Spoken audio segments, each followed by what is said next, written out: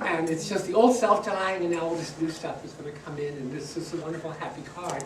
Because, of course, people are scared of it. I was talking last night, this is last night or this morning, I think it was last night, about, if you spoke to people on the street, and, say, what do you know about tarot cards? And they would say, probably gypsy fortune telling, or, if they didn't say satanic, but, and then if you said, well, what specific cards have you heard of? And probably the one that everyone's heard of is death. And the next closest would be the devil. And beyond that, people would be kind of at a loss for the most part, So these are the things that scare us, death and the devil, and things that get pictured in movies. And, when tarot readers are pictured in movies, they're usually sort of, elderly gypsy women, all done up with the scarves, and everything else. And they'll turn over the death card and go, and everyone gasps, it's a prediction of somebody's death, and it's dire and scary and, and disturbing.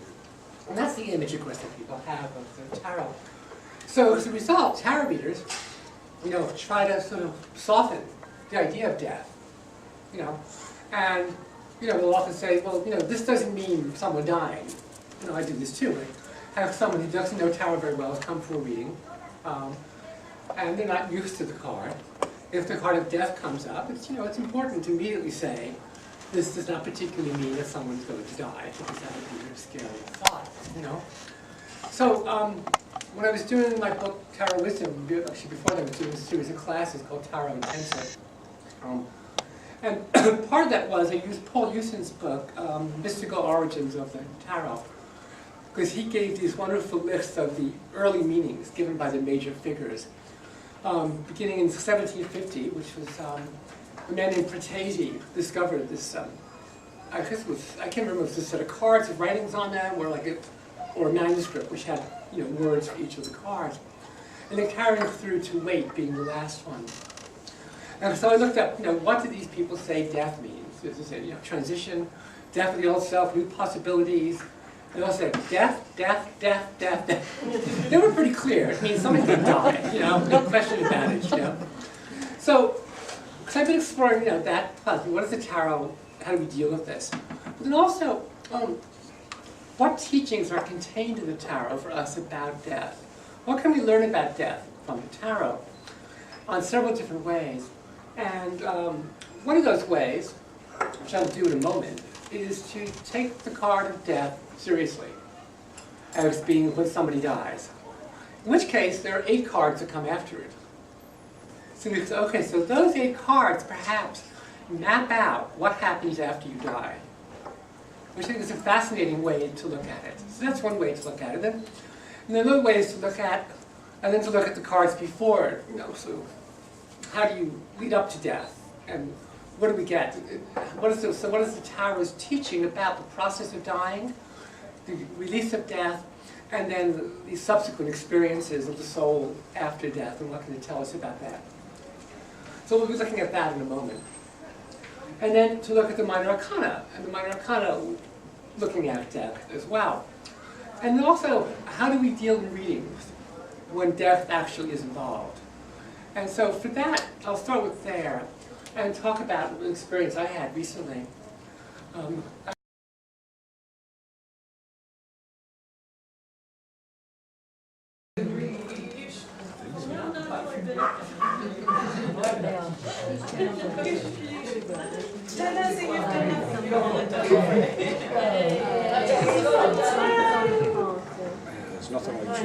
Well, we got the Page of Cups, Queen of Coins, King of Coins, and Knight of Swords. So the Page of Cups we saw as some sort of chancer mustering in on this party. It's in Monte Carlo because the King and Queen of Coins have got really, wealthy business and they're there celebrating. I think they were renewing marriage vows, is that right? Yeah. But the Page of Cups wants the Queen of Coins to invest in his business. He's a bit of a chancer. The Knight of Swords is a blagger. He's full of air. He's just there. I can't remember why he was there, but He's going after the King of Coins business. Oh, no, I thought that was a Page of Cups. The Monte Carlo thing, so Yeah, but yeah, the Page of Cups and the Queen of Coins are very similar because they're earth and water, but the other way around. The King of Coins is very, very complacent because he's very, about renewing the marriage vows. The Queen of Coins is his wife. He's not going to let anybody. He just doesn't even think about it. So he isn't seeing what's going on with the Page of Cups or Knight of Swords. The Queen of Coins is aware. Anything else? You know how it ends? Player, basically. Yeah. We said the Page of Cups was bisexual, so we didn't know. He didn't get who he got at the end of it. Like the Queen of Knight, Yeah. but then Rachel turned over her knight and it was a two-faced knight. Excellent. So I like the Knight of Swords as the blagger there, the guy that's just full of hot air, is talking and trying to impress everyone, but doesn't necessarily have the knowledge to back it up. Brilliant. Okay, that's great stuff. Thank you. Number 2. Come to the front. It's nice up here. It's my stage. Yeah. We had the Page of Swords, Page of Coins, the Queen of Swords, the King of Cups, and the Knight of Cups. And we started off with the Queen of Swords, the notion that she probably sat in the corner. We think maybe she's ex-Mastermind, the TV programme. There's a little suggestion there of Sherry Blair as well. With a big grin.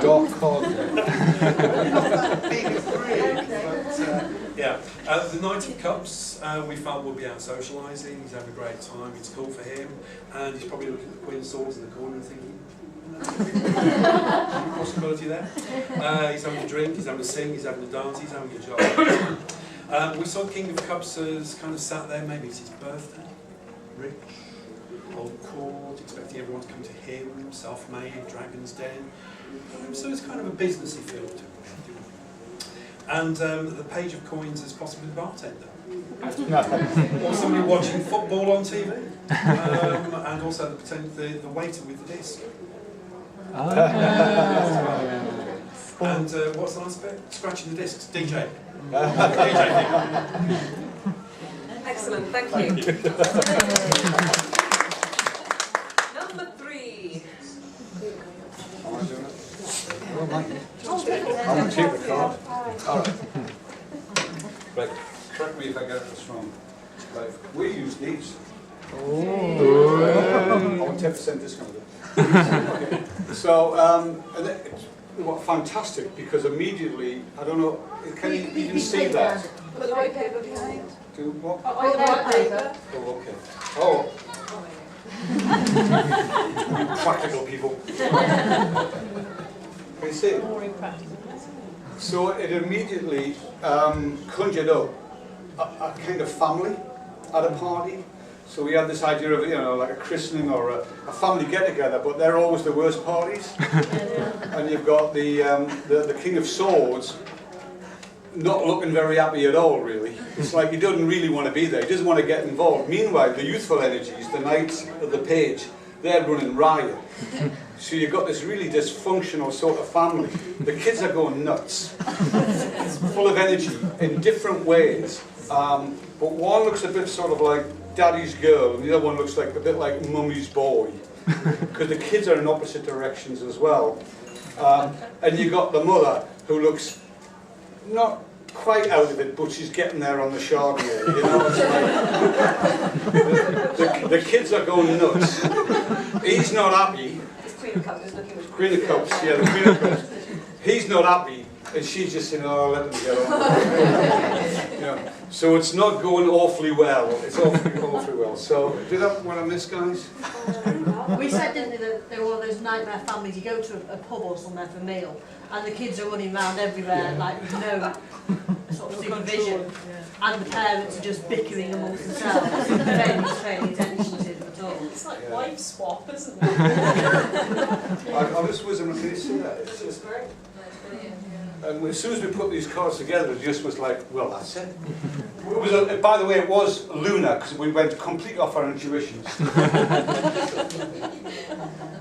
What I like about that actually is that it's the Page and Knight of Wands, and I always see them as very, very energetic, almost to the point of spoiling it for everyone else, because they're a bit over-energetic, so it makes a lot of sense there to have them running riot at the family party. Firecracker personalities. I wouldn't be surprised if they're playing a few practical jokes as well, which isn't fun.